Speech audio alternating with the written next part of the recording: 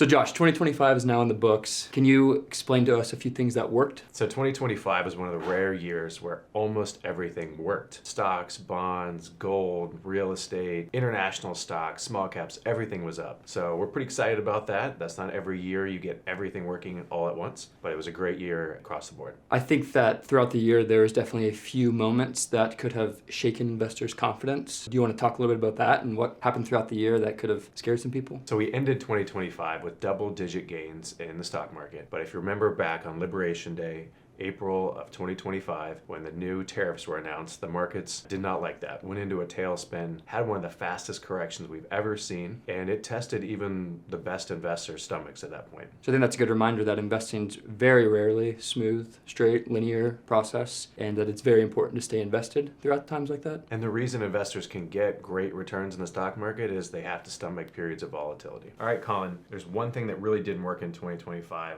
What was it? Did our clients own it? Yeah, so in 2025, Bitcoin did not work. It was down close to double digits. Our clients don't own Bitcoin. We have told clients previously in the past that we think Bitcoin does not play a role in client strategies right now. So our clients did not experience that decline. All right, Colin, 2026 has started. It's prediction season. Everybody wants to know your forecast for the markets this year. What are you thinking about 2026? So if 2025 is any indicator of 2026, we saw a lot of headlines that were scary, a lot of fears surrounded markets at times, but markets continued upwards. They continued to tune out the noise. Why is that? Why is the stock market going up Yeah. when the headlines are scary? So markets don't focus on what's already happened. That's priced in very, very quickly. The stock market focuses on the future, quickly prices in, and fundamentals reign. And we saw in 2025, companies grew. Companies have continued to be resilient. You saw in April, Trump came out with huge tariff announcements. Well, the actual tariffs that went into effect were still high. They weren't low by any means, lower than what he initially announced. But companies adapted. Companies are great in the US, are innovative. I think in 2026, that'll continue to happen, that companies will continue to adapt. Headlines will continue to be there, but will hopefully be tuned out. And as Charlie Munger says, there is no better teacher than history in determining the future. So I think we stay optimistic. I think we're excited about where we're heading, and I think that our strategies are durable and built to withstand anything that comes. Colin, 2026, what are some things that to be thinking about? Probably midterm elections as a potential source of volatility, but maybe some good news coming with tax refund checks from the big, beautiful bill act. Where do you see those two things balancing? So it's anticipated that American consumers are going to get 100 to 150 billion in tax refunds from the one big, beautiful bill act that went into effect. This is going to be very beneficial to the economy. I mean, consumers are going to have more money in their pockets. They're going to spend more money. Towards the end of the year, we might see a little bit of volatility with midterm elections. We don't know what's going to end up happening. The Trump administration could run the economy hot going into the end of the year to help Republicans pick up seats or retain seats. But we don't know. We don't know until that happens. We're confident with where we're at, with how our strategies are built. We're durable and able to withstand anything that comes ahead. So we're optimistic going into 2026. So the saying goes, predictions are hard, especially about the future. So we don't claim to be able to predict what's going to happen in 2026, but we do say we can prepare. So if you have questions about your portfolio, are you adequately diversified? Is your money working hard for you? Don't hesitate to reach out to us.